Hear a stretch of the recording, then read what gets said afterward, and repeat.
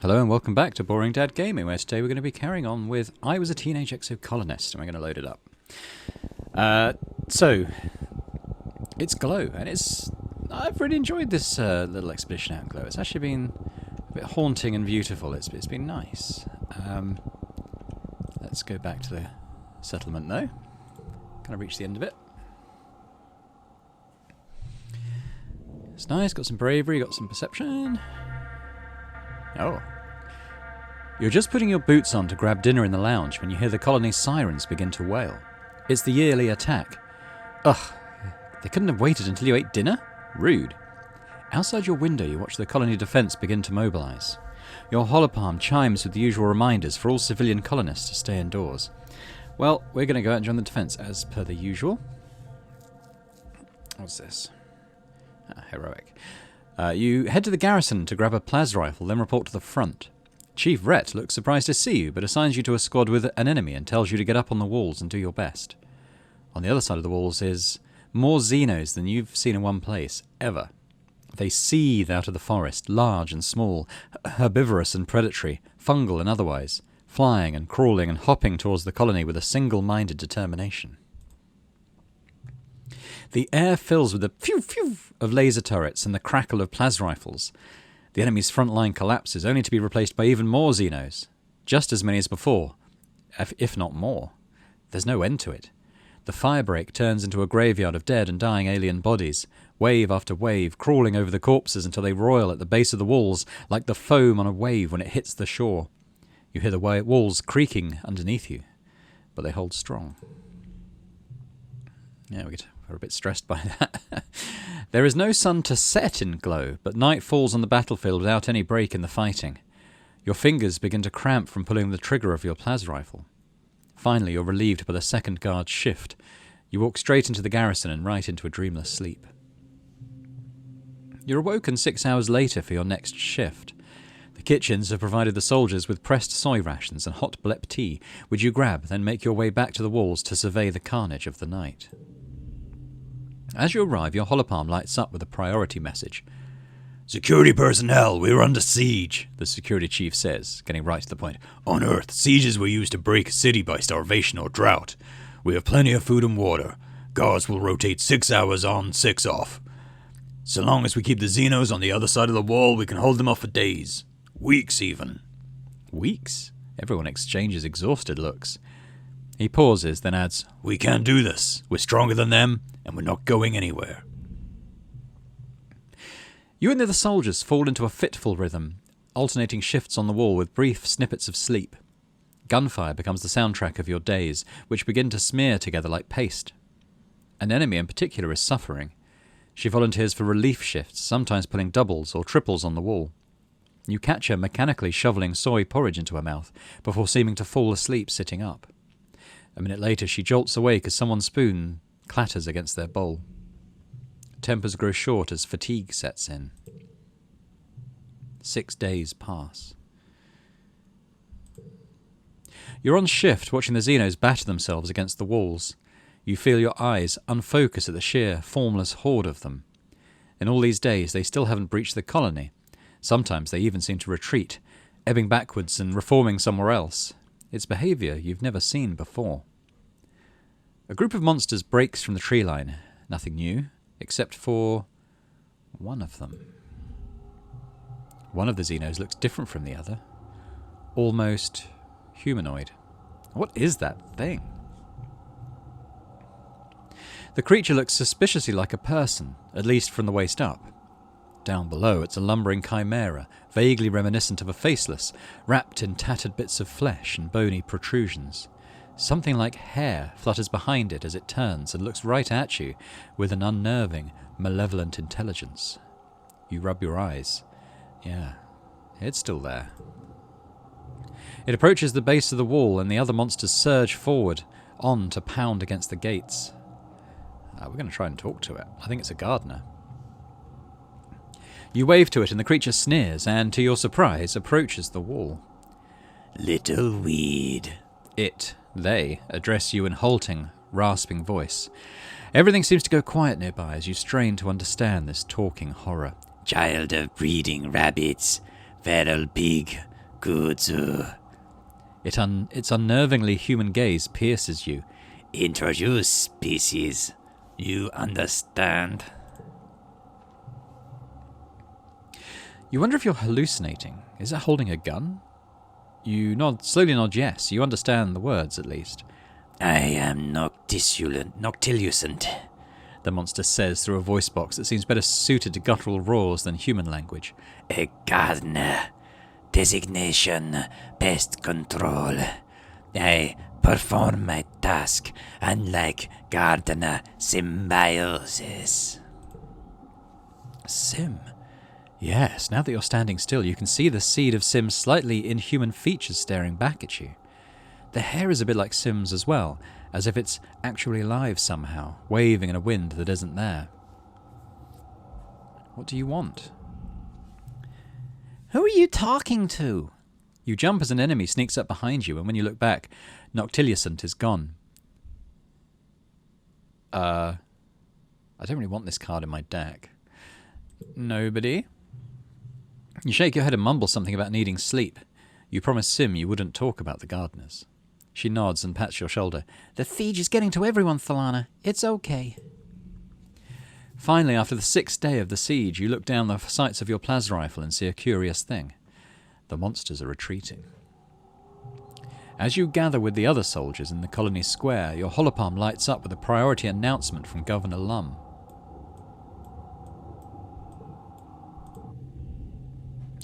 The alien attackers have been defeated, he says. The siege has ended. Lum smiles broadly and puffs out his chest. Another year, another win. You're welcome, Vertumna. You're welcome, humanity. You're welcome. You hear and see Chief Rhett nearby, looking livid. What did he do? He rants to his security officers. Race out there like an idiot with his honor guard, defend strategically unsound positions, put himself in danger so we had to save his overstuffed ass. The soldiers all shift uncomfortably, but no one disagrees. And when I actually needed him, Rhett continues, taking his 12-hour beauty rest while the rest of us slog through endless shifts. The soldiers are exhausted from the siege, so the crowd in the square disperses quickly. Only a few Helios remain, covertly filming Rhett while he continues to rail against Lum. On the horizon, the first rays of quiet streak the sky with lavender. You watch Utopia's reclamation crew head out through the gates to begin vaporizing xenocorpses for their component molecules. That night you have terrible dreams. You imagine that you're sieging the colony, that you're a creature crawling in the mud on your belly, the ozone crackle of plasma rifle fire arcing overhead. With your taloned claws you rip into the walls like they're made of clay, stuffing choking handfuls of it into your mouth. In a moment of lucidity, you try to pull the clay from your throat, but no matter how hard you pull, it just never ends. You jolt awake when you realize you've been pulling your own guts out of your throat. Oh, just a dream. You're shaking and coated in a film of terror sweat, your heart pounding. You don't find sleep again before dawnbreak. Wow, that was an eventful glow. I like the new gardener that we've met. Quite exciting. Yeah, we're making friends with people, aren't we? All good stuff. We're 18 now. Soon to be reaching our final form, like all teenagers do eventually. Right. What shall we do? Let's bring my stats back up. I mean, we're pretty good on the physical stuff and pretty good on a lot of the mental stuff. Obviously, organising needs a bit. Maybe our social skills could do with a bit this year. No one wants to talk to me there. I want to go out on... I mean, we're going to have to rest before we do anything. We're at max stress there. But after that, I'd like to go out on the expeditions again, and hopefully they'll introduce us to the fourth and final area that we can go and survey in. I'm assuming there is a fourth area. There is on the map, so I've no reason to believe there isn't. I'm going to relax on the walls, I think, this time. We can increase our friendship with Dis. Maybe we can try and maximise that throughout the game. The view from the top of the towers is stunning. In almost every direction you see the untouched beauty of Autumna spill out before you. Well, except for where they've cut down a bunch of mush trees and where the expedition vehicles have churned up the dirt and where the drainage system has made a big muddy puddle. And oh well. Month off. Very nice. I kind of want both those cards, I think. This one could be good just for getting like a flush. Okay. That was birthday. You roll out of bed at noon because you're allowed to, because it's your birthday, but also because you're exhausted. You barely slept at all last night. You've been having these nightmares since the siege, more and more every night. Like they're trying to tell you something urgent. You can't make any sense of it. All the imagery is jumbled together, all these possibilities and timelines and things that might happen. Some nights you wake up in a cold sweat, a scream already in your throat. You sit on the edge of your bed, run a hand through your hair and check your holopalm. A few people wished you happy birthday, but that's all. You guess they're getting older. You guess you're getting older. Birthdays aren't as important as they used to be. Well, I think at 18 they're still quite important.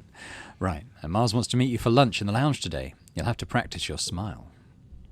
As you enter the lounge... Surprise! You do your very best to play along and act surprised. Whoa, streamers, balloons, great. +3 on third stage of challenges. Oh, that's pretty good.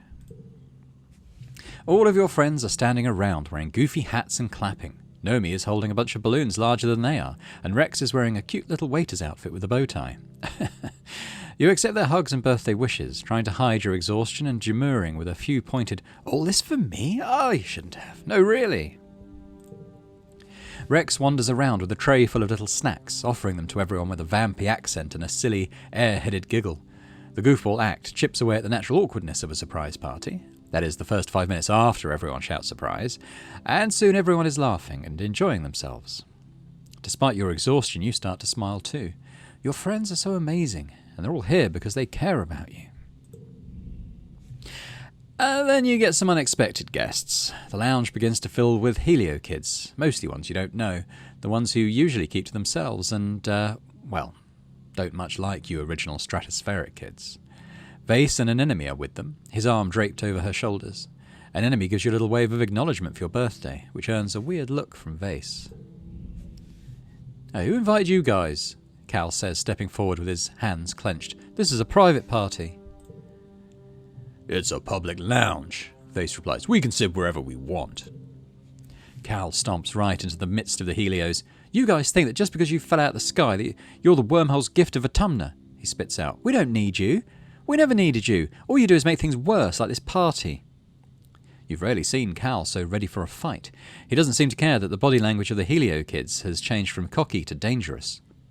"You're just a bunch of fascists," Cal continues. "You and Lum." The lounge erupts. Chairs screeching across the floor as the Helios jump to their feet, yelling at Cal, calling the colony illegal and Cal a fugitive. They jostle him around, but Cal plants his feet and stands his ground. You hear a bottle breaking and see someone advancing on Cal. He's not backing down. Well, we're going to need a certain level of relationship. Yeah, we don't have those. So, I don't want Cal to get hurt, so we're going to try and diffuse the situation. Your voice is drowned out by their argument. Then someone throws a punch and it's all chaos from there.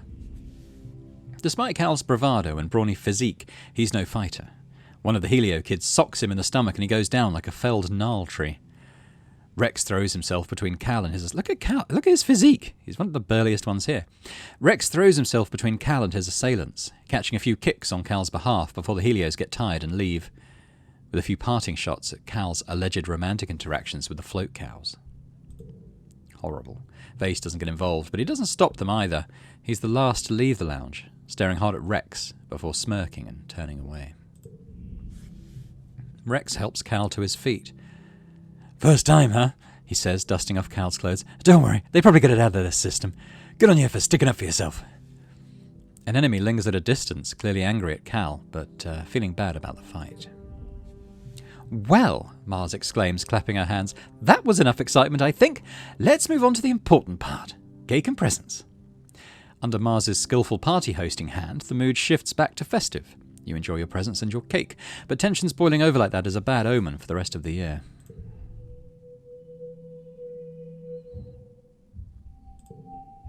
Right. Don't like Vase. We could do a round of gifts, I suppose. I just want to remind myself kind of what's here. We could apply to work in the kitchen. Auntie Sedent is back looking for volunteers to come work in the kitchen with her. She's scanning the room for anyone who seems to be loafing around. I'm going to volunteer this time. See what happens. She bustles over to you. I don't remember her accent. You'll be perfect, Solana, she says, hugging you. Then loudly to the others in the room, she declares, I'm glad somebody around here is responsible enough to put in their share of work. Everyone else ignores her, shifting awkwardly. No one wants to disappoint their auntie. Auntie Sedent gestures towards the nearby cafeteria and tells you to come by next week so she can show you the ropes. Let's check it out. What do we get for helping in the kitchens?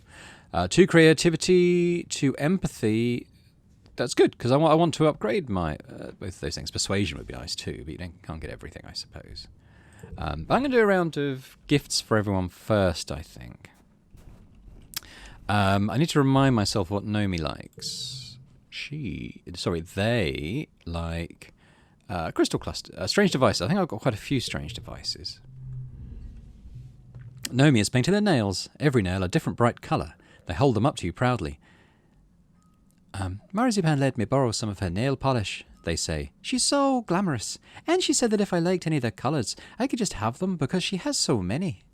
I have a present for you. You can have... Actually, I've got more crystal clusters. We'll do that. Nomi makes a sound of appreciation and holds up the crystal up to the light. Wow, it makes rainbows. It's perfect. Thank you so much.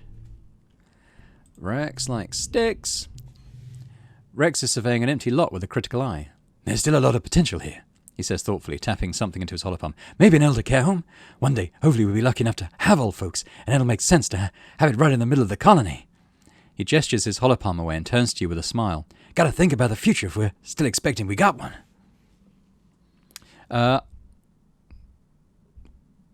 Hugs incoming. Saved herself a stick. He seems to like hugs. Rex throws his arms wide. Coach, I'm open! He laughs, catching you as you throw yourself into his arms. He spins you around and growls into your neck, squeezing you tightly. It's a good hug, the kind that makes you instantly just a little more relaxed. Can I give him a gift as well? Yeah, okay, let's give him a stick also. Rex shoots you a shy smile. Nothing a dog likes more than a stick, huh? Still only on the 1 heart for Rex. I mean, these... Nomi wants to say something. These Helios kids that we like, they did come into the game kind of late for building up a strong friendship. Nomi is camped out in the lounge, their holopad screens spread out before them like a drawing table. In another screen, there's a collection of photos of a manticore. Nomi looks between the 2 screens, their brow furrowed in concentration as they scribble directly onto the screen with a stylus. What are you doing? Well, Nomi replies thoughtfully, I wanted to write and illustrate a story about aliens, like in Turbogull Hyperjet Transform, except using the Xenos here on Vitamna, like manticores and faceless and stuff. But they can talk, and instead of attacking the colony, they help people instead. That sounds cool. Thanks, Nomi chirps, scribbling happily at their drawing. I got the idea from the second Turbogirl Hyperjet OVA. You know the one where the Medusa demons show up and the aliens and the Turbogirls have to band together to defeat their common enemy. I remember that part. Nomi looks up at you with a start. Oh, they exclaim. That reminds me. So, I'm trying to brush up on my xenoanatomy, and I'm totally fine with writing, but, They blow out a big breath, ruffling their bangs. I kinda haven't been here long enough to make it sure it feels right, you know. To make it go pop. And I want to make sure I'm being, you know, sensitive about stuff I don't know a lot about. So, I was wondering, could you help me with some of the world building? I would love to. Which we must just be there on creativity, I think. Yeah, we just are. You spend an enjoyable afternoon helping Nomi with their story. When you're done, they give you a big hug and thank you profusely for your help. You feel really proud of what you've accomplished. Nice. Right, what's our friendship with Nomi doing? We're at 2 hearts now, 22 out of 100. Rex is only 13, which is more than Mars, and she's been here this whole time. Tang's 69. An enemy was 38. We weren't that far off with an enemy, but just a bit too far. Dis 55. Sorry, Cal 55. Dis 86. Vase 2. Not too surprising. Tang. Do we know what Tang likes? Where is she? Where is she? Oh, here she is. We haven't found what she likes yet. Tangent doesn't notice you approach, absorbed in staring at her hand. She flexes it a few times and touches her thumb to each fingertip. When she notices she looks surprised for a moment before her expression smooths over again. "The body's a remarkable machine," she says. "So weak as a child and so strong in its prime, then ravaged by its own imperfect biology until it literally crumbles around us. And yet somehow we made it to the stars. And then here." I must be not too far off the reasoning. Yeah, a bit more needed. She closes her fist. "Imagine what we could do if not burdened by our physical forms. Here, I've got something for you. Now, I don't know what I've already tried with her. I know she doesn't like most of this, well, anything that we've given her yet. What about the strange device? Maybe she'd like that? Yeah. Yeah, she wasn't overly enthused. What is she going to say? Tangent is about to duck back into engineering when you approach. She winces and shields her eyes from the sun. She looks at you miserably, and you notice that her right eye is glowing faintly. "It's my new hollow eye implant," Tang says. Its ghostly glow snaps in and out of existence as she blinks. "I seem to be experiencing some unpleasant side effects from it, similar to that of an ocular migraine," Tang confesses. "Instance warned me that this level of visual information can be difficult for the human brain to comprehend at first." You agree to follow her into engineering to get out of the sun. "It's similar to holopalm," she explains, still holding her forehead and squinting, "but with an infinitely large screen because it projects it directly onto the oculus. It used to belong to Dr. Instance, but she passed it down to me to help with my work." "I'm sure you get used to it soon." Tang sets her jaw and nods, determined. "I know I will. It's only pain." "It's more than an implant," Tang continues as you follow her to the medbay labs. "Hollow eyes are on the very forefront of human augmentation. They represent our next steps towards ascending as a species."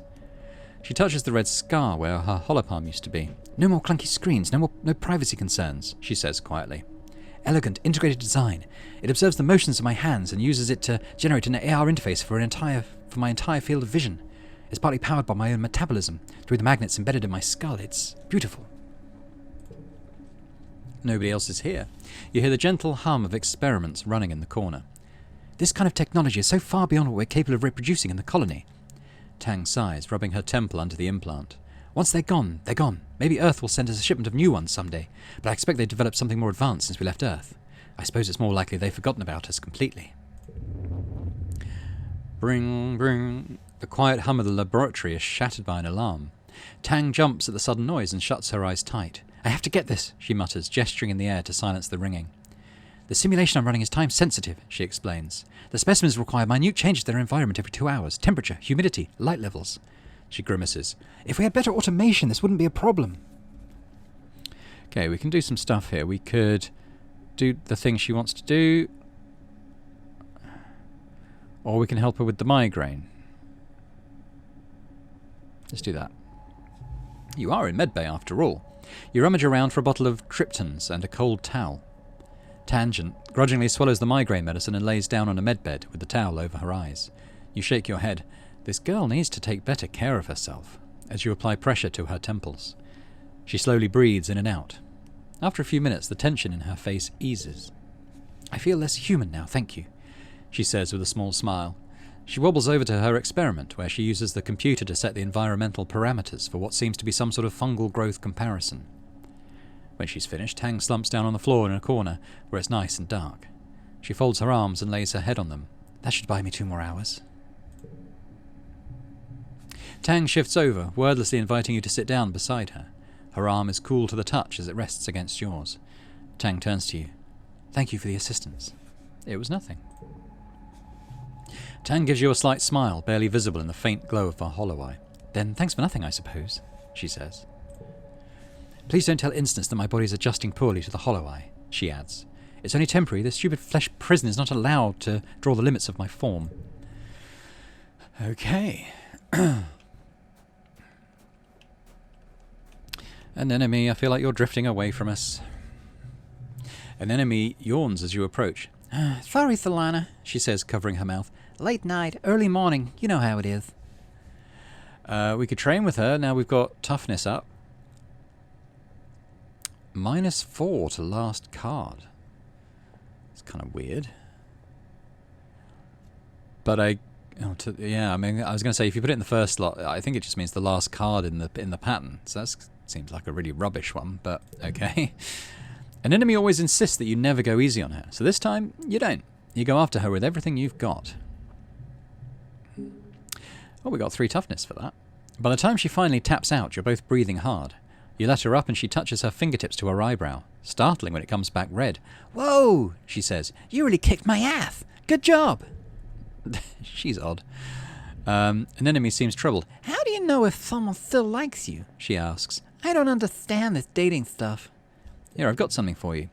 Actually, before I do this, can I see if I know what she actually likes? Have we worked it out yet? Xeno eggs. Oh, that's what I was going to give her. So that's good. Have a Xeno egg. You're a hero, an enemy says, taking the egg. And I'm starving. I'm going to get the kitchen to cook this up right away. Gonna ignore vase. Don't like you. Got Dis here. You spot Dis in deep conversation with one of the other people who work in expeditions, conferring over a large holomap.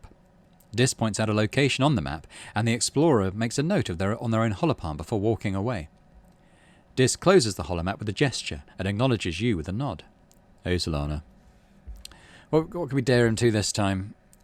Plus 10 to stress. That doesn't seem good. Alright. It increases friendship, so you're going to do it. You gulp and bravely dare him to tell you what's the deal between him and his sister. What about her? Dis scowls, digging the toe of his boot into the dirt. She's smart and perfect and everyone loves her. You wait patiently. Sometimes being brave means sitting in the silence. Eventually, Dis crosses his arms and shrinks in on himself. When Tang got her genome therapy, all anyone wanted to talk about was how I shouldn't be sad about losing my brother. Wait, what? Like they had to tell me that? Dis says, huffing indignantly. I'm her twin. I knew she was a girl like 5 minutes after she did. She's always been my sister, he explains. Oh, that's interesting. Never got much hint of that up till now. She's always known who she is, but that was the problem, Dis says. He picks at a loose thread of his sleeve. She's so mature, you know, and I'm not. So she treats me more like a dumb little pet than her brother, telling me what to do and acting like she's so much smarter than me. He rubs his face. I mean, she is smarter than me. She's smarter than everyone, even the adults. But that doesn't mean she knows what's best for everyone. Dis lapses into silence. You wait a little longer to see if he wants to share any more, but Dis seems intent on just staring off into the wilderness again. That's interesting. I did not suspect that about Tang at all. You spot Dis in deep... yeah, we've done that already. Does this interest you? We'll give him an alien device, because he likes those. There he goes. Dis's eyes light up when he sees your gift. Blah, blah, blah, blah, blah. Yeah, I think we've heard that before. Oh, he's got something else to say. You spot Dis about to head out on an expedition. He's carrying a full backpack, with a second one at his feet full of surveying equipment. As you approach, you realise he's writing in a notebook. An actual notebook, with paper and everything. Braced on his knee with one foot on his equipment. He looks up as you approach and closes his notebook, slipping it into the jacket pocket over his heart. Oh, hey, Solana, he says, and tucks the pen behind his ear. Are you coming too? That's cool. Maybe we'll be posted near each other. What were you writing? Oh, just stuff, Dis says dismissively. I like writing on paper. It feels more real, you know? And it's more private than having everything on your holopalm where people could find it. You beg him for more details. Dis huffs through his nose, but he looks amused. Just stuff, he repeats. How I'm feeling, what the weather is like, what people are doing around the colony. I like observing people. Sometimes I pretend I'm an alien, he continues, and I'm studying how people act so I can blend in. Do you ever write about me? Dis goes red and ducks his head. Well, sure, he says. You're part of the colony, right? And you're my friend, so of course I'll write about you. You're about to ask to see, but you're interrupted by Utopia calling for all hands to board the expedition vehicles. Dis stoops to pick up the surveying equipment, and then he's gone without another word.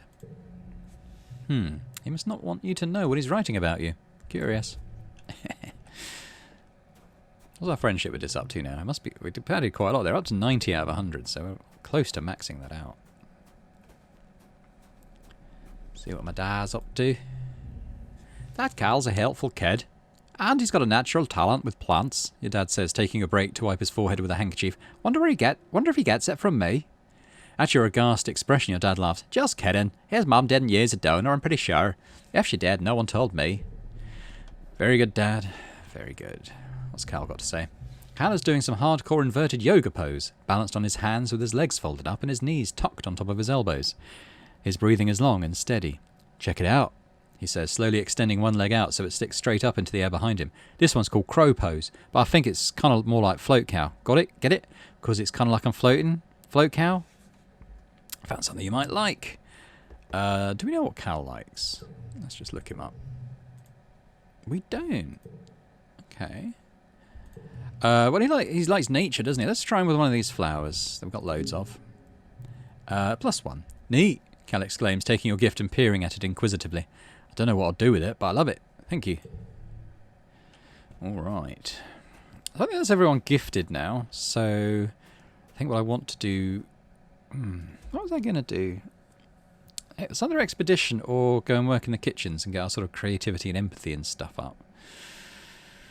Let's do the expedition first. I want to see if we're going to open up the next area, because then that will sort of colour what I do for the rest of this year, if we are. Let's go back to the ridge.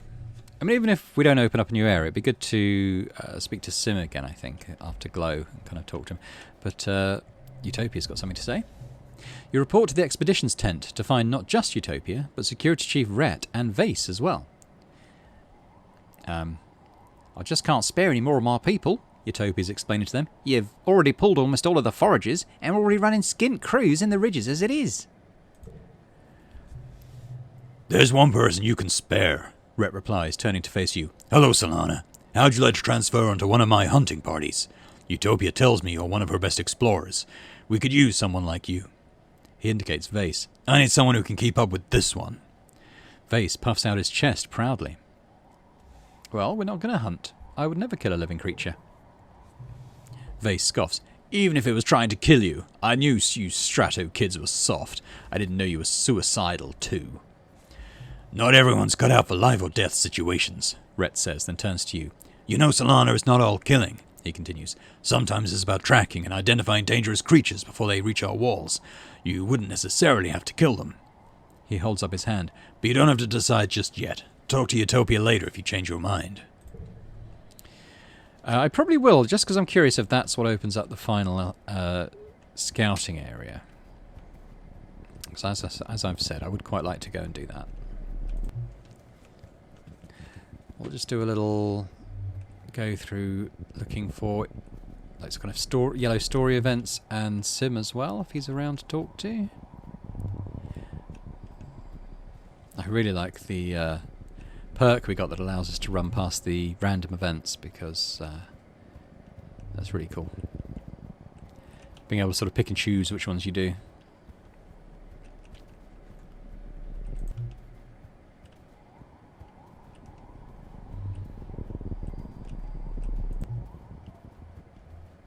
It's good to get some collectibles as well. There's Sim. He doesn't look like he's got anything particular to say to us, but we'll talk to him anyway. You're walking through the wilderness when Sim steps directly out in front of you. Oh, don't go this way, he advises you. Just trust me, Here, I brought you something. Wonder what he'd like. Maybe a strange device? Oh, he does like it. Sim examines the device for a moment and then hands it back to you. I think you'd better hold on to this, Solana, he says. You may need it later. But he did like it, and that's good. Alright. So we're still... Oh, there's another strange device over there. I'm not quite sure how to get to that bit.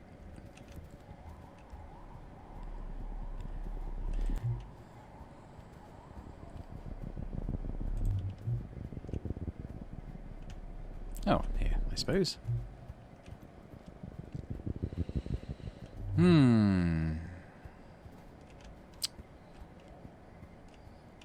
can we get round this way? No, we can't. We're going to have to go up and round, I think.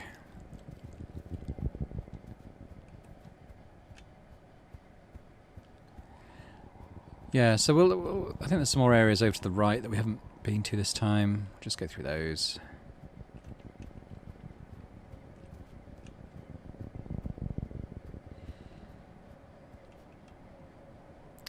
Is that something? I don't think so. We'll go around there anyway.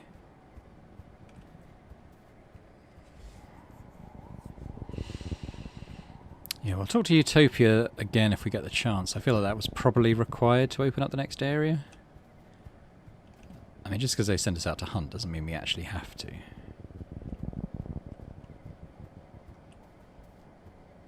That doesn't fit in with what we want to do. Right, okay, I think we've been everywhere, so we're going to just head back. Go home, I suppose. It's a bit... Yeah, we didn't do very much, I suppose, but... A slight waste of a month, I guess. But we got these perk bonuses anyway, so that's good. Although saying that, I think we've maxed out both of those anyway. Is Utopia here now? If we went out again, maybe she would. But let's do that. I think maybe she'll be there and we can talk to her again, and we'll do it this time.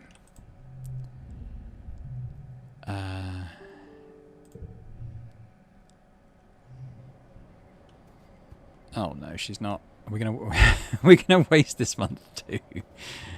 Oh no. All right. Oh well. Never mind.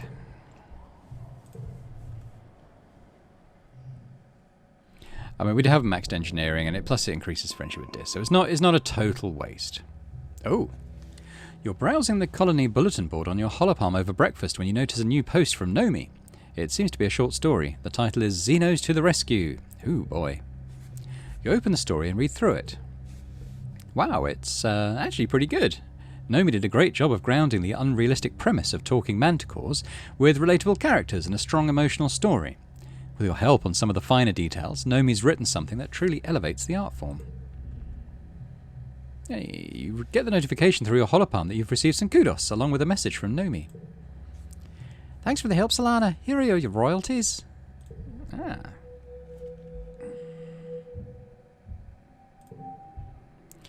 Now, we're in a different season now, so I'm just going to check if we can... Oh yeah, we can give gifts again, so maybe I should ramp up how much of that I'm doing.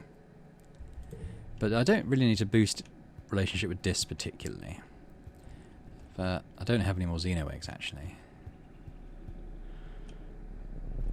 Got lots of crystals. I don't know who likes crystals, though. I've tried them on a few people. I don't think anyone likes them so far.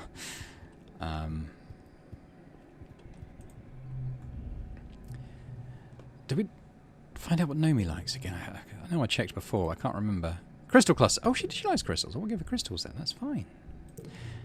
No.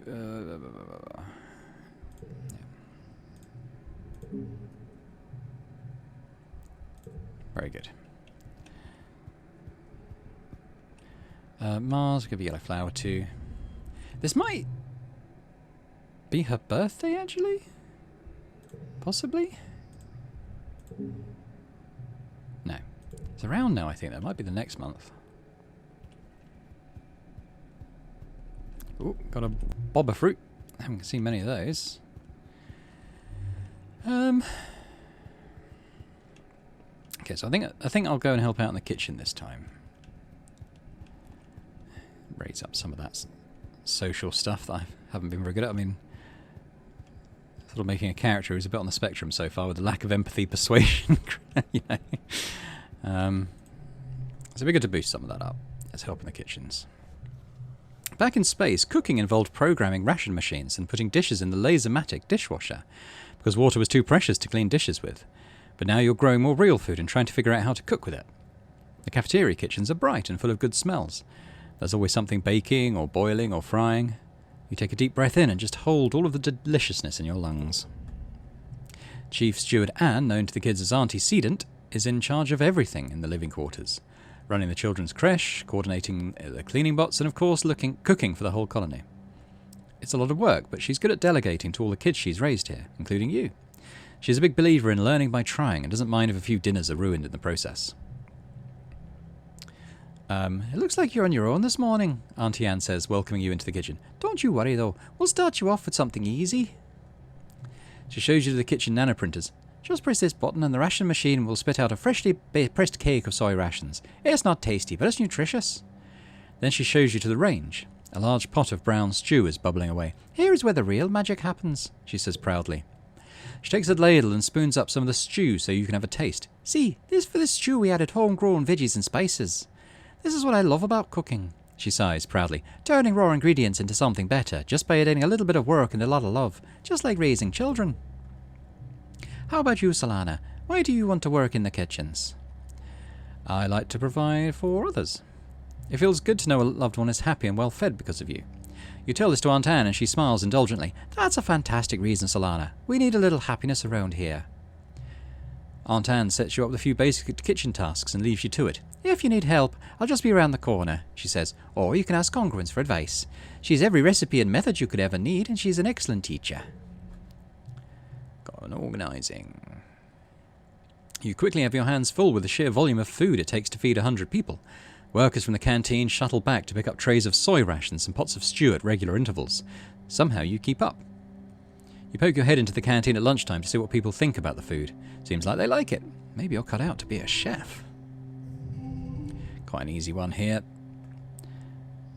I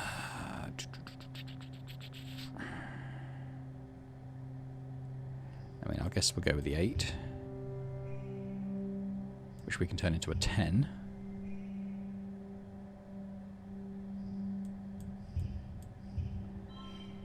Let's stick the 5 in it, maybe? Yeah, that was maxed. Not bad.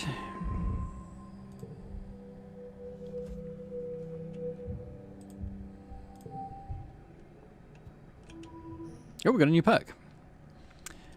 Shop clothes. New cards in the depot. Oh, we're going to have a look at that. Which is around here, isn't it? Up the stairs. In Mars's spot.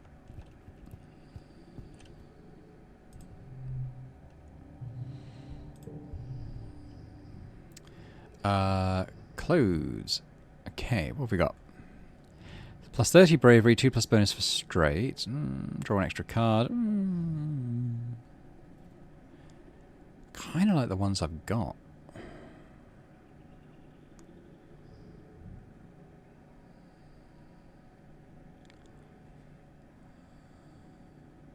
Having something that can boost persuasion is not too bad. But I mean, the one I've got already is boosting it by 15, isn't it? So... I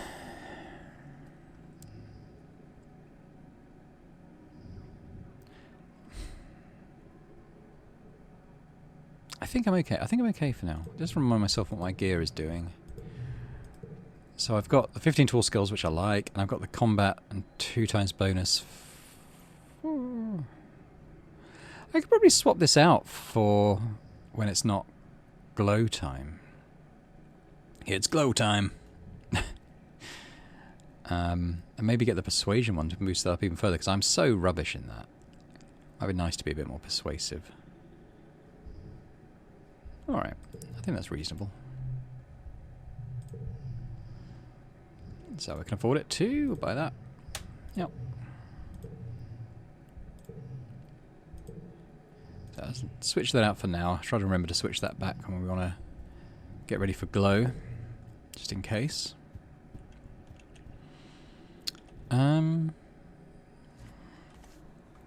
Okay. I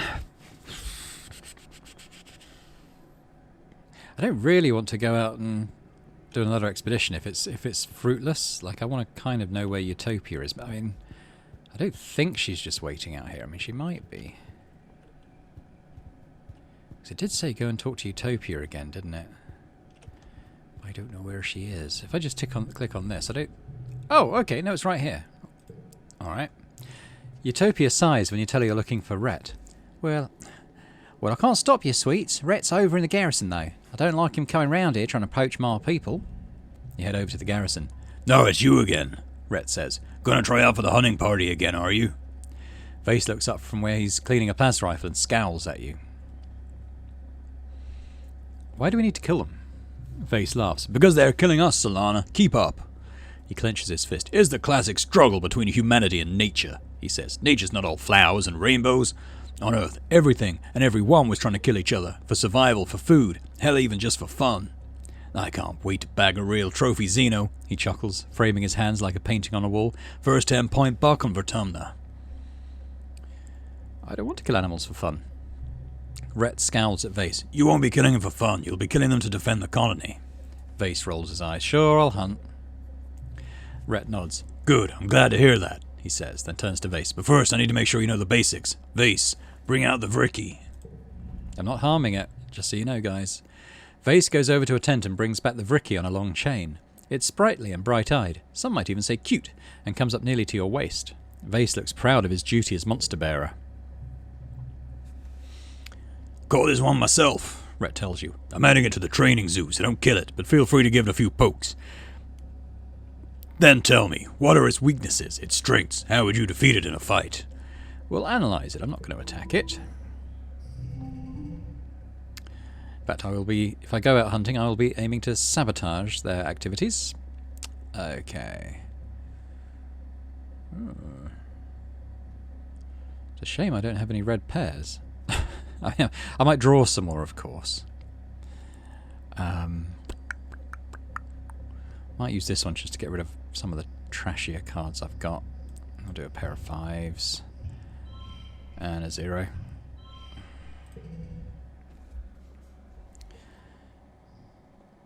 I'll save that. I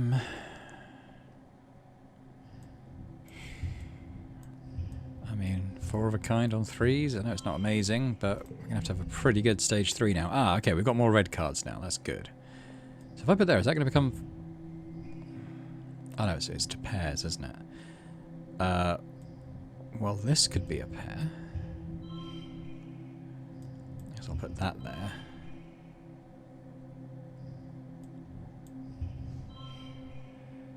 Okay, we haven't quite managed that. If I make that... Oh, imagine that won't be a pair then, will it?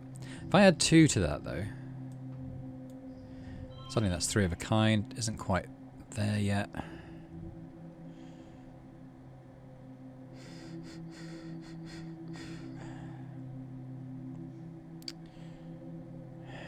If I added 3 to that...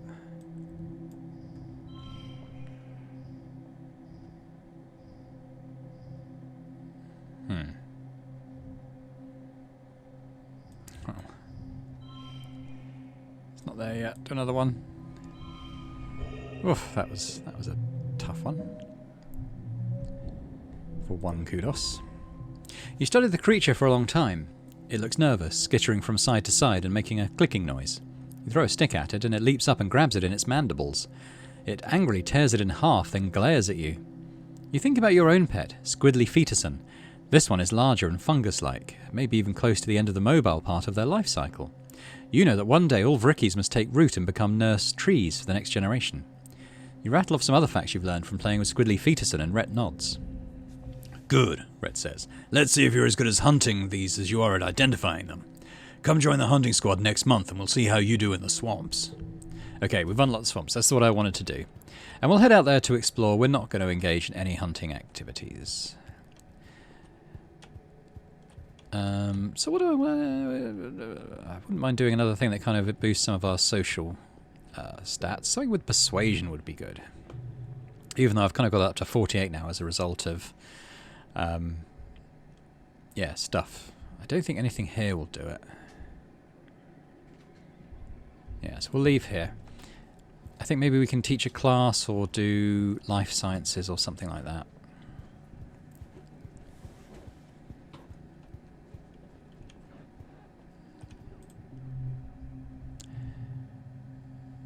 Biology and reasoning. Humanities is probably it. Creativity and persuasion. I think that's probably what I want to do. I don't really need the engineering. Although I would get another perk when I finish leveling it up. I haven't got that much more to do. Alright, tell you what, we'll do an engineering, repair robots I mean, and then we'll do humanities. The heliopause didn't have an onboard AI like congruence, which must have been hard. She runs the robotics lab just like she runs all the rest of the colony systems, silently and perfectly. Working with her is like working with an all-knowing, all-powerful god who doesn't mind doing all the chores. You always knew congruence was more advanced than all the other bots put together, but you didn't realise that assumption was literal.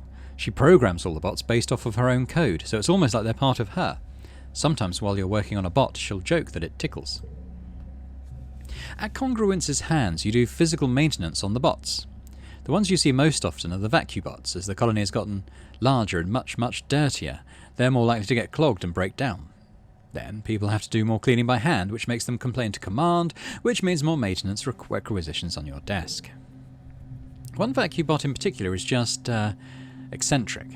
It's broken in a way you can't really permanently fix, but you keep patching it up and sending it back out to serve the colony. You see it in the lab so often you decide to name it.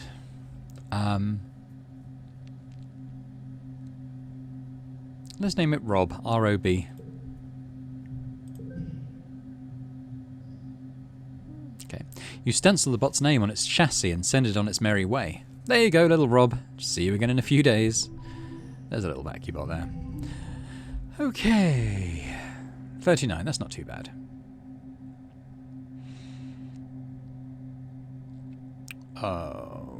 Well. Huh. It's interesting.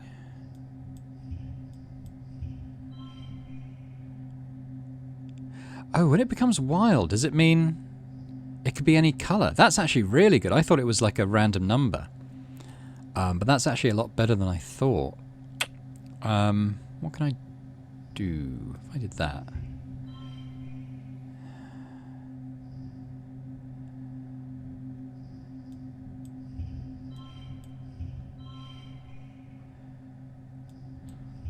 It's messy, but does that get us there? No, not really.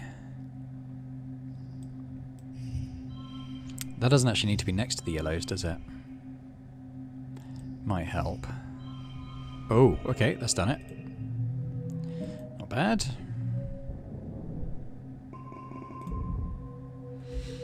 And that boosts friendship with Nomi as well, which is cool. I like that. New perk. Extra gear slot. Sweet. Okay, let's go and decide about that. So we can keep the persuasion one in, and we can...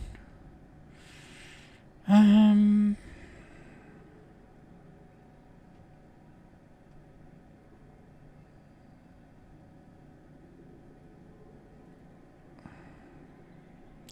think we'll stick the rifle back in. Keep our combat high just in case it's needed. Which it might be on expeditions. For defense, you know. Can we gift Nomi again? It might be too soon. Yeah, it's too soon. I think you can do it once a season. I guess I've already done it this season. I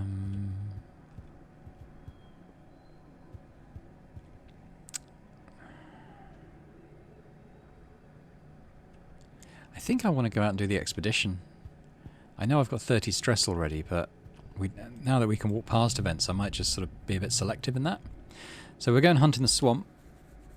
Friendship with Vase. I'm not that concerned about that, honestly, but hey.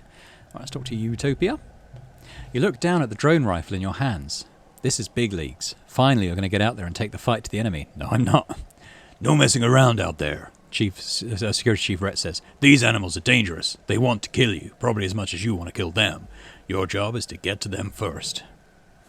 Utopia sighs. And by no messing around, he means don't get you taking risks, she says. As head of expedition, she's technically in charge of you in the field, though Rhett is the one who moulded you for this. There'll always be animals out there, but you're a lot harder to replace.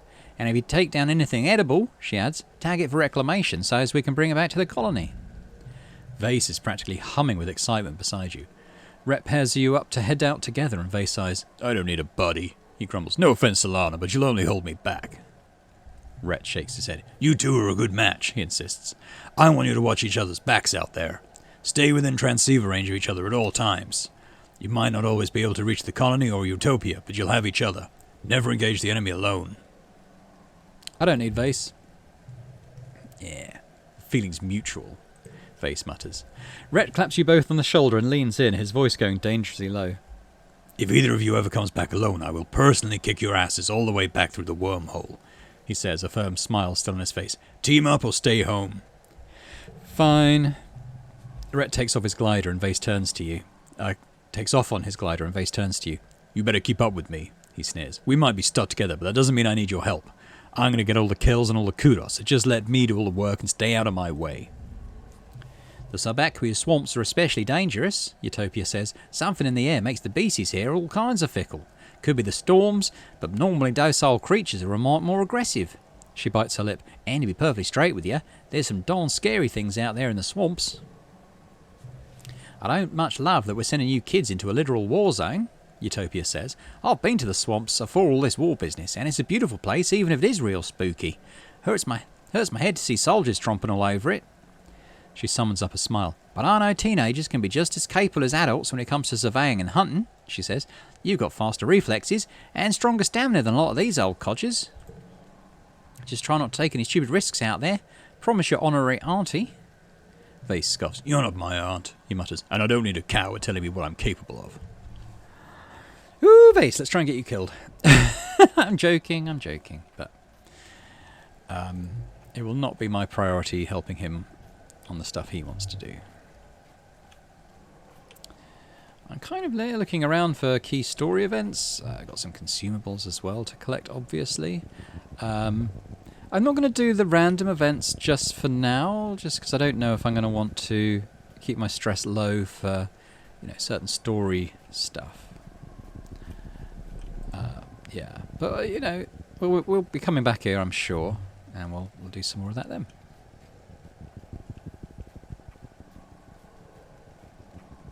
Oh, got an egg.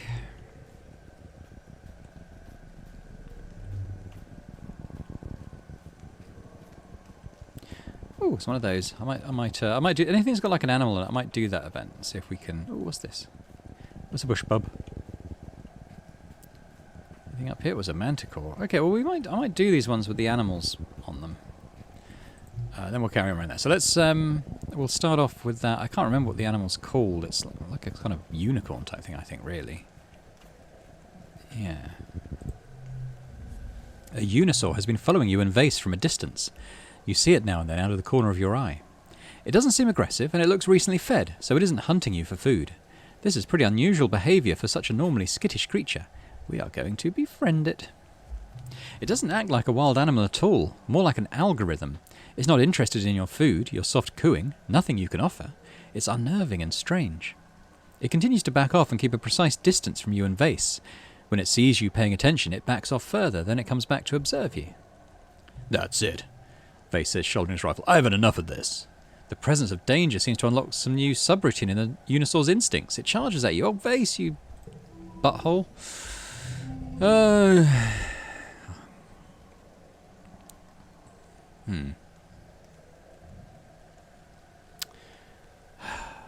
Vase. Idiot. Alright, let's just stick some pretty basic cards here.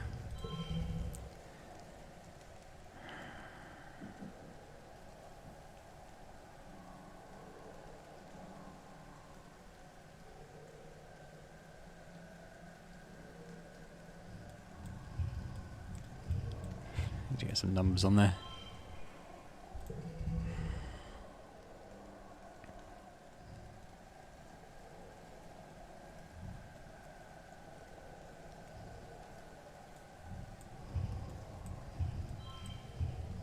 That's actually annoying.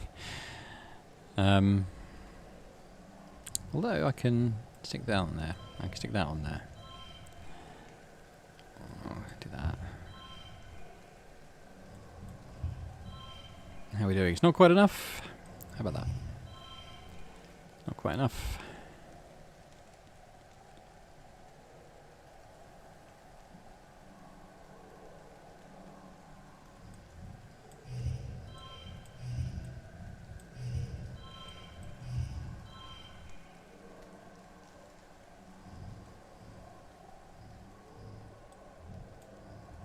Oh, it's supposed to be... That's supposed to go to a 5. It doesn't matter.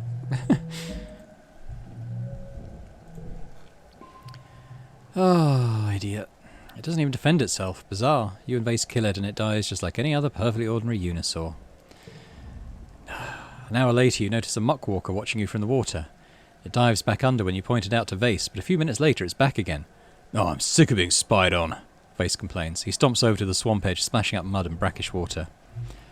Right, well we're going to bear in mind that Vase is probably going to try and kill anything we talk to, so I'll try the bush bub. I don't want to kill it though. There's a different variety of bush bub here in the swamps. Slimy, smooth features and gloopy like the rest of the foliage. They seem just as slow, but suspiciously intelligent as their dry biome cousins. You come across one of their little shrines and find their well-worn paths in the loamy soil. While you're inspecting the shrine, you hear a blurbling groaning noise, and Vase smacks you with the butt of his rifle to get your attention. Oh no, not again! Barreling down on you from different directions on the path are two goop-faced bushbub sentries. Calling out to each other as if they've been laying in wait, they attack.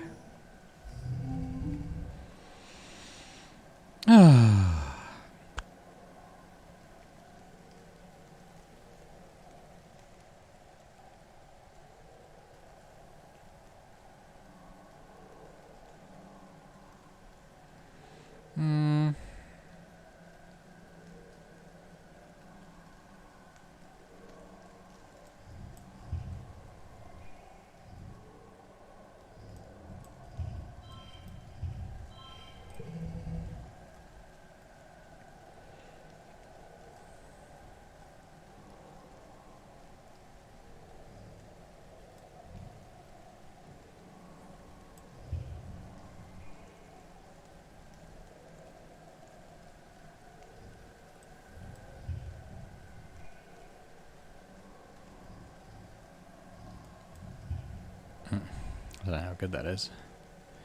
Probably not. I want to do 666, but that's gonna get changed, isn't it?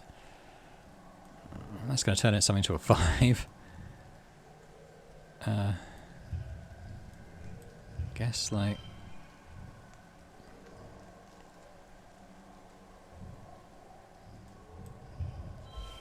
at least it's 3 of a kind, and then we can make it 4 of a kind. Ah, such low numbers. That probably is going to go to 9. And that's never going to be the highest value card.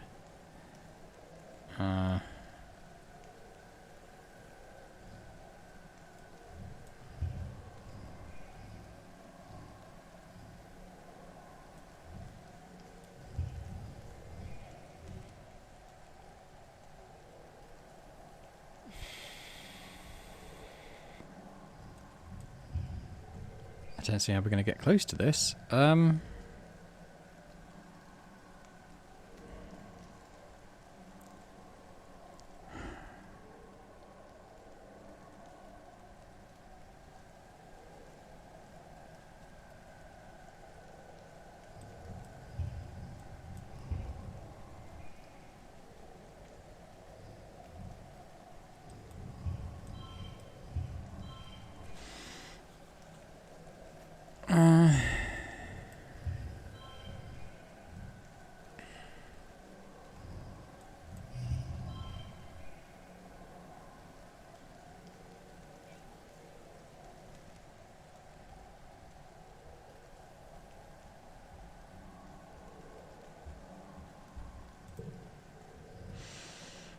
It's a really low draw. What can I do? I need to add 13 to it somehow. I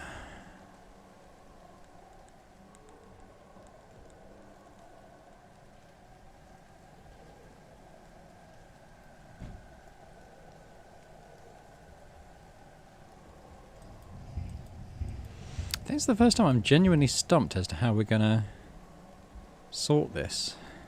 All these stupid 1s and 2s. Like, we can actually make that a 12.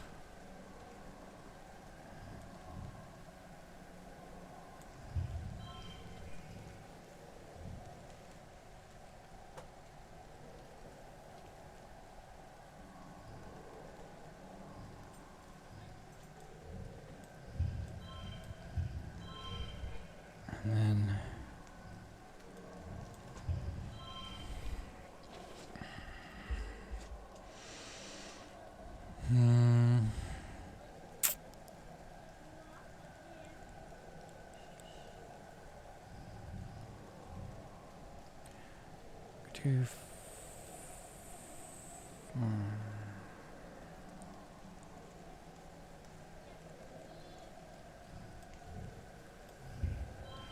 right, how about this then?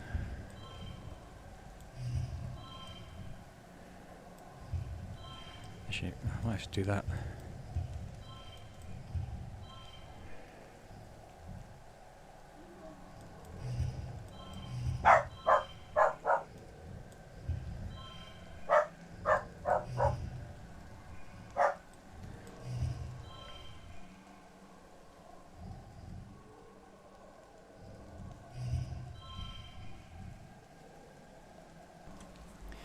We don't actually have one that's draw a card. I wonder if we might use that. How do I do that?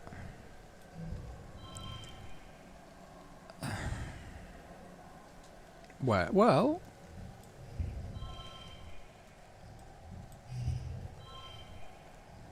Then we stick that one there.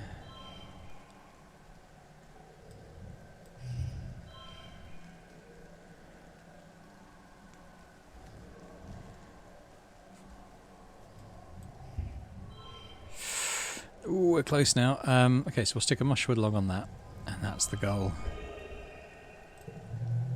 It's tough. You kill one and the other one runs off. Well, sort of. You've never seen an animal move quite like this, like an ambulatory sack of oatmeal. Analyse the corpse.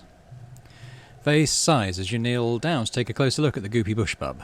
This must be some subspecies of bushbub that doesn't appear on your holopalm's bestiary. Its rock-like skin is much thinner and slimy, and its branches don't look like they've ever had leaves on them. You cut... Did we max out biology? We did. You cut it open and its organs just don't make sense. They're just jumbled in there, willy-nilly. You can't even figure out how this creature would digest food. Maybe it's a genetic abomination, but there were 2 of them.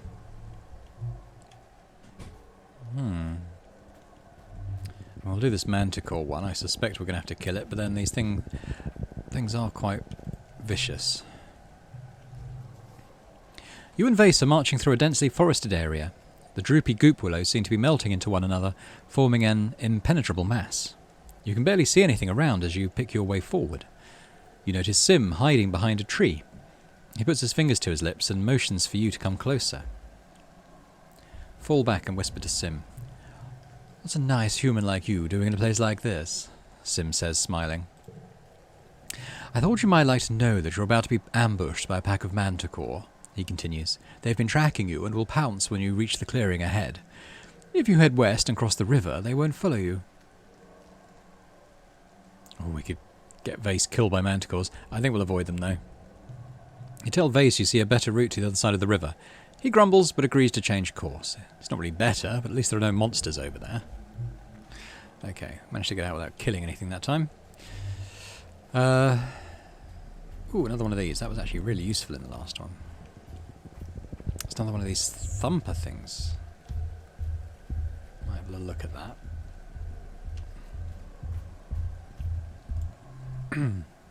Wait, you recognise this sound? It's a thumper, like the one you found with Dis. You and Vase follow the sound and find Rhett and Utopia doing the same thing.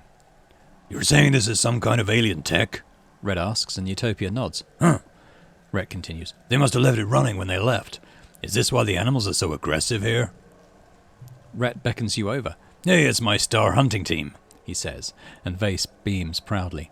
"We'll have better luck tracking down this thumper if we split up," Rhett says, and hands you a bundle of explosives. "Here, take these, and if you find it, you blow it back into space." Vase looks at you like he can't believe your luck. A top priority demolitions mission. Alright, let's track down the thumper. That's a better draw. What are we going to do? Well, I'm going to try not to play this one because I don't want to increase my stress by that much at this stage. Maybe it makes sense to make that the 4. Can't use that 5. We can use that. Nope, it's gone to a 7.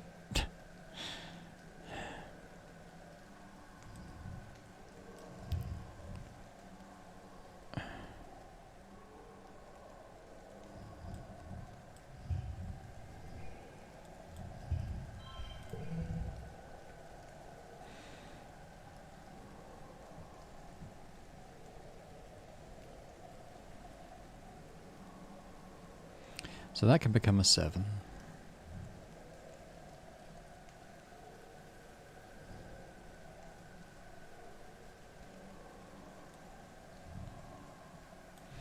And that's going to be 4, 5, 6 basically, isn't it? 4, 5, if we could do that.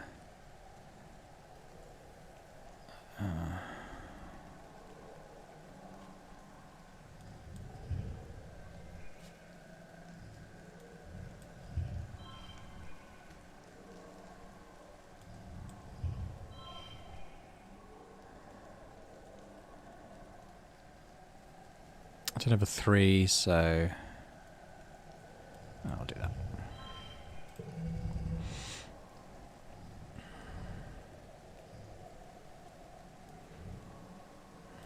Well, put that there.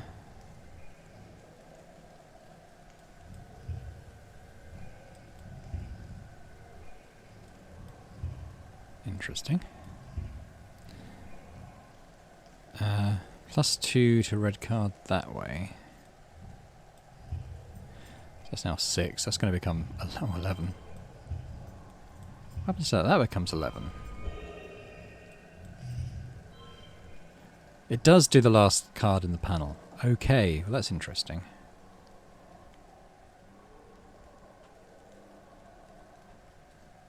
So if I put that there, that's 9. And then if I put that there, it'll presumably become 4? Yeah. +2 to all of the red cards. I mean, it's a win. I'll take it. Take the W. You follow a thumping sound to one of those alien pyramids of shining black rock. This one is half submerged in the muck, and its vibrations have liquefied much of the ground here and make the standing water ripple nervously. The creatures nearby are acting strangely too. It looks ancient and overgrown, but also technologically advanced and beyond your comprehension. It's a strange blend of organic and inorganic parts, and somehow it's still working. You could destroy it as Rhett requested, or you could study it. You already know which one Vase would rather do. As you're considering your options, you hear a growling noise from behind you.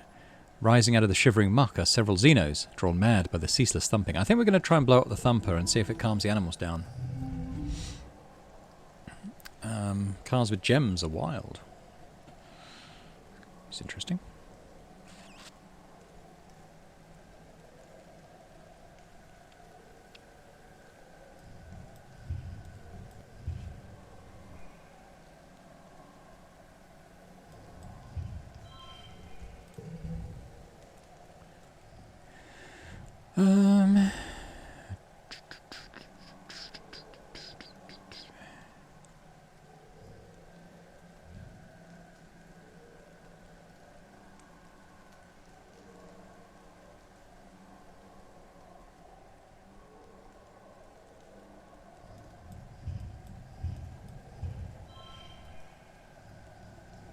Does that become 7? It does. Okay, so I'll make that 5. Too bad.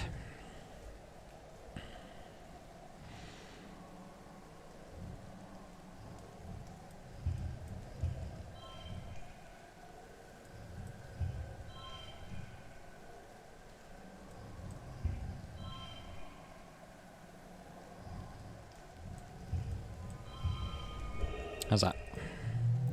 Not bad. Lost a kudos, thanks Mars. You and Vase manage to dispatch the creatures until only a few dazed Top Eyes are left. He kicks a carcass back into the swamp. Stupid animals, he chuckles. Are we going to blow this thing or what? Try to redirect it, that's interesting. Let's do that. 95, that's our hardest one yet. Collectible use is free. The first one, I mean. It's only worth 1. We need to try and get as many as we can in these, I think. We could do 3 6s.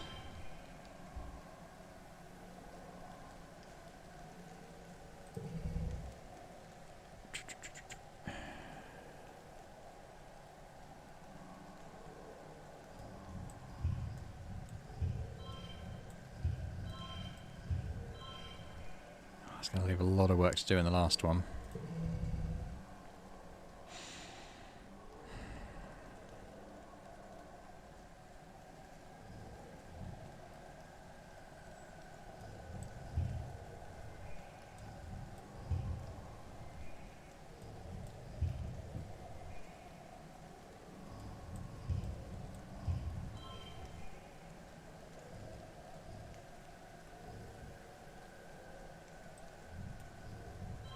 Ah! That was supposed to be 6.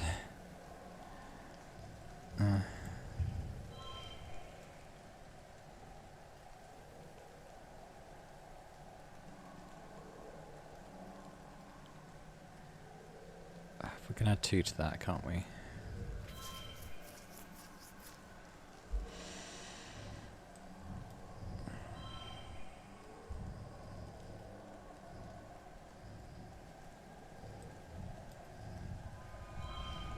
There we go.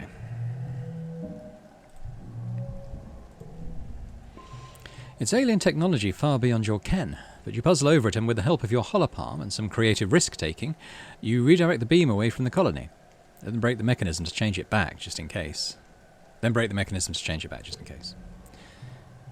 Red is a little miffed you didn't blow it up, but Utopia slips you some kudos for preserving it for later study. Nice! Okay, so we're getting quite high on stress, so we'll try and keep it to any story events we find, which I'm sure we will.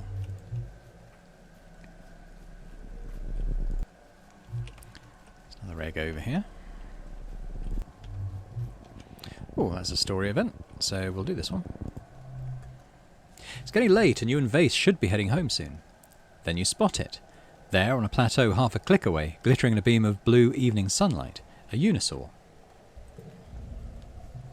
You pull out your holoculars. This one has particularly beautiful colouring, a pale bluish white. The last rays of sunlight shimmer through its rainbow mane as it paws the ground and sniffs the air. You're drawn to its terrible beauty. The question is, when did it last eat?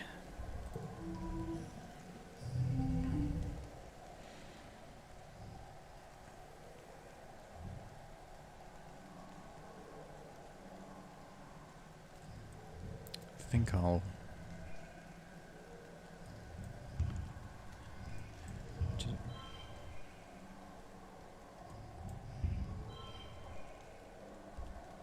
Yeah, we'll do that.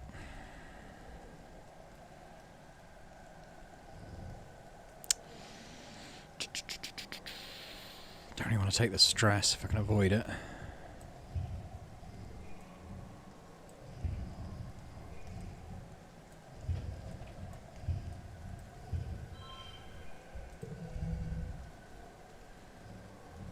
No gems. This is actually a really rubbish hand. I can actually redraw the hand if I use Crystal Cluster.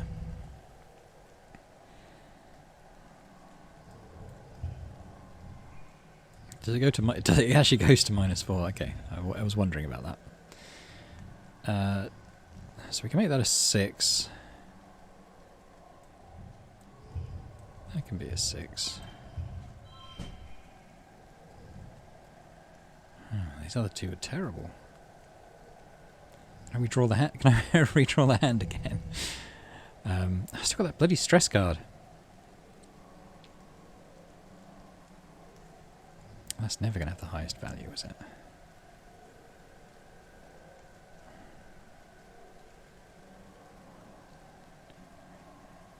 I'm going to draw. We've got loads of these. I can keep going all day. +2 for every other strength card. That's a bit better. So that can be a 10, in fact.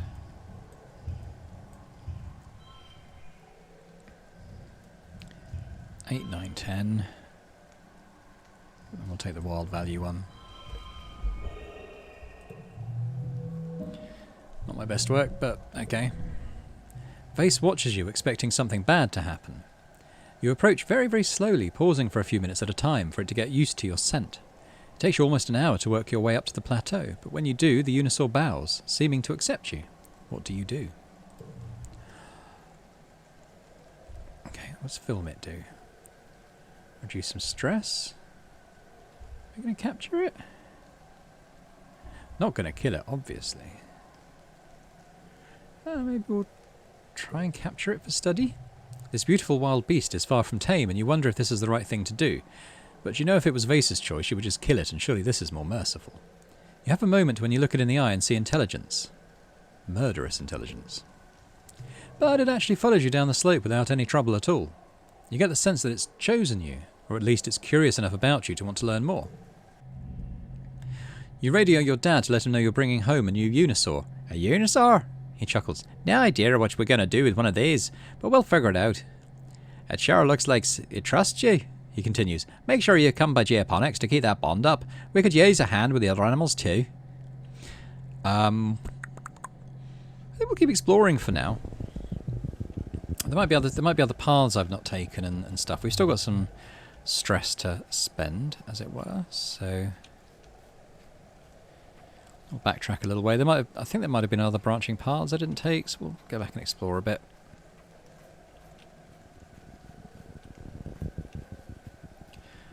I won't do any more sort of random events. We've got 80. Yeah, we can only really afford to do one more of something if we find it. So sort of save that for now.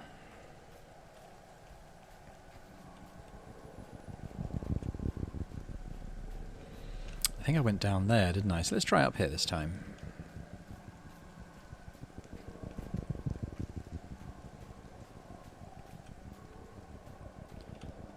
That's vaguely familiar. What's that thing on the ground? Little flower of mushroom of some kind. Oh, that's the... Oh, right, we're right back at the expeditions thing. Okay, I think we've covered the entire area then. I don't think there's anywhere we didn't go. So, let's do the first random event we come to, and then we'll head back.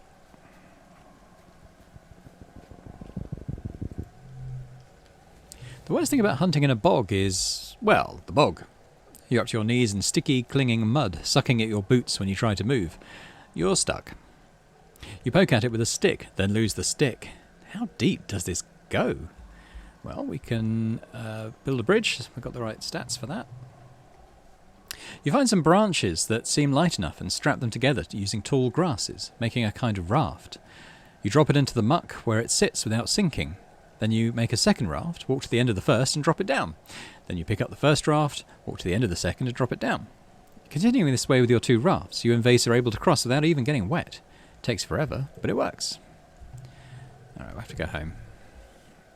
Which we were going to do anyway, so that's fine.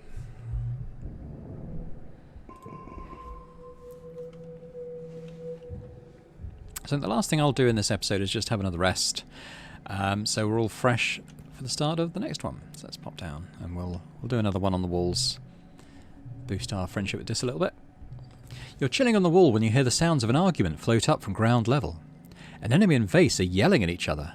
From the sounds of it, it's an old argument. Vase wants an enemy to be more respectful towards him when they're around his friends, and an enemy wants him to lighten up and not be such a hard ass. It sounds like a pretty vicious argument. You turn on your hear speak and drown them out with some music. Trouble in Paradise. Those are alright cards. Not going to lose those. Oh, it's Vertumnalia. I guess we'll do this and then we'll, cut to the next episode. This year, Governor Lum's ascension to the Vertumnalia stage is heralded by an entire military band, their instruments shiny and nanoprinted new. They march out of command in formation, splitting and forming a phalanx at the foot of the stage as Lum takes his place before you. Spotlights turn on with heavy ka-chunk noises, illuminating Lum in a halo of floating dust particles. He spreads his arms wide. Hello, Vertumna! His voice booms over the speakers. Are we winning or what? The reaction is mixed. You look around, it's easy to see the ones cheering the loudest are Helios, and people who fully adopted their mentality like an enemy. The Stratos are more reserved, some even silent. Security Chief Rhett is one of them, his usual stony expression hiding his true feelings. Regardless, there's enough cheering that Lum has to wait for it to die down before he continues. We were killing it out there, people, he exclaims. Every day we claw a little more territory from the savage aliens of this planet. A Watato pod arcs through the air and lands with a broken splop at Lum's feet, splattering him with juice. You don't see who threw it, but the faction from Geoponics is looking restless. They begin to jeer and stomp their feet. Lum continues on, raising his fist. Those Xenos attacked us first, and now they're learning, don't mess with humankind. The crowd is now evenly split between cheering and booing. The Stratos are agitated, and you hear calls for things to return to how they were, and how Lum and his soldiers are killing the planet. Even the council, lined up before the stage and facing the crowd, looks conflicted. We left Earth to get away from this shit, your dad shouts, and you turn to him in surprise. He rarely swears. Now look at us. We're right back where we started, fighting each other and the planet. We brought it with us. Utopia hops on stage and routes her own hearspeak through the speakers. He's lying, she yells bitterly. This year we lost 2 surveyors in the swamps, Sorrel and Quinny.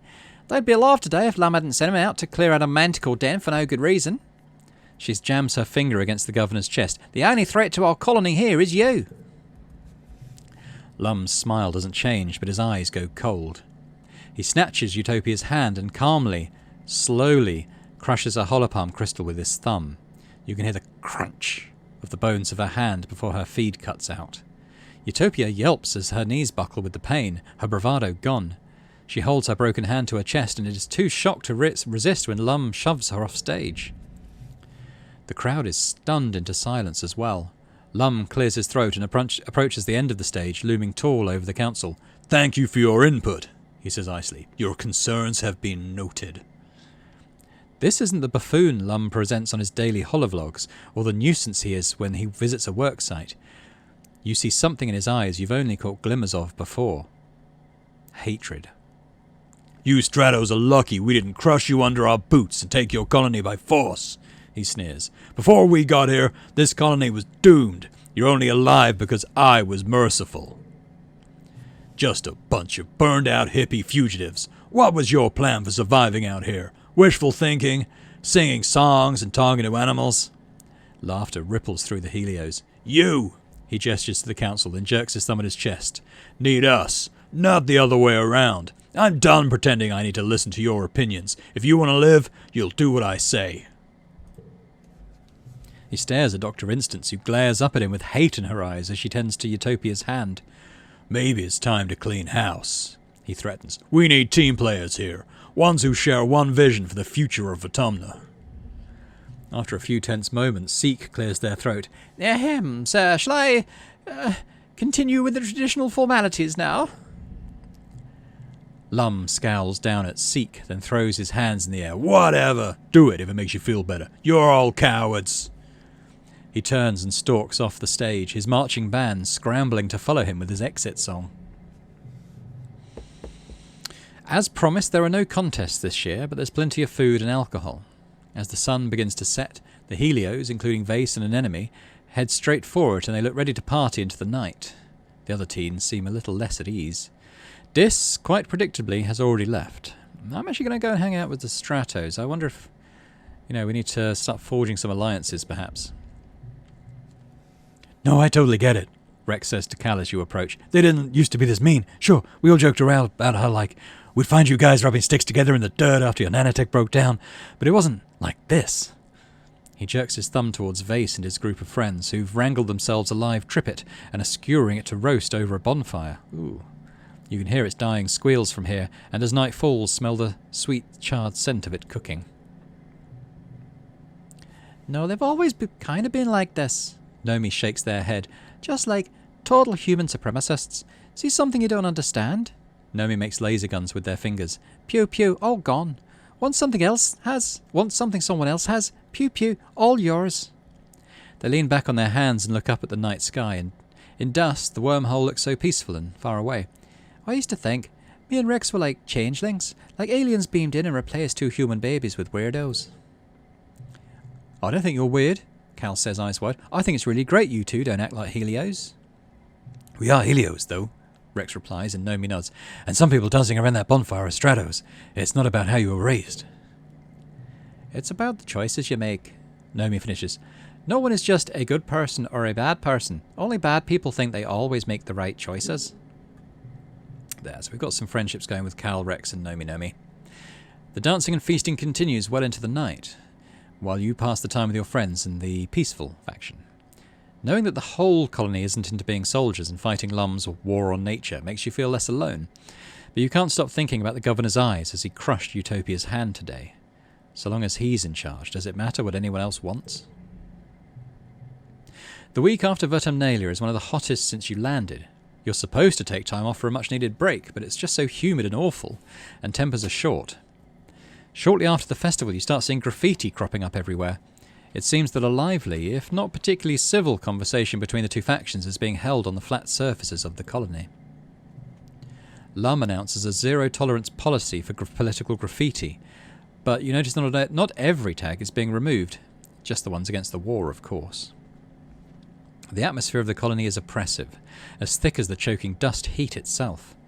Everywhere you try to relax, people just want to talk about the war. To make matters worse, the sweltering nights are making your nightmares intense again. You return to work feeling more stressed than before. Okay, tensions rising in the colony. We're going to leave it there for today, though. This episode ran on a little bit long, just because Vertumnalia started and it seemed to make sense to see that through.